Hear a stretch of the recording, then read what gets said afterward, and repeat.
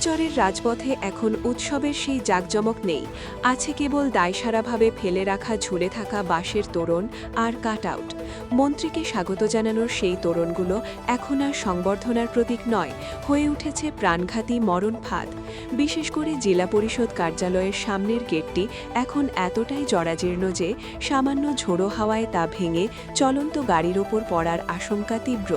রাস্তার ডিভাইডারের মুখে এমনভাবে কাটআউটগুলো বসানো হয়েছে যে রাতের অন্ধকারে চালকরা সিগন্যাল বা রাস্তার বাঁক কিছুই দেখতে পাচ্ছেন না, যা ডেকে আনছে বড় ধরনের দুর্ঘটনার হাতছানি।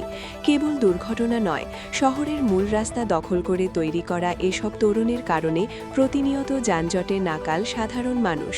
উৎসব শেষ হওয়ার পর এই কাঠামো সরিয়ে নেওয়া আয়োজকদের নৈতিক ও আইনি দায়িত্ব, কিন্তু প্রশাসন কেন নীরব?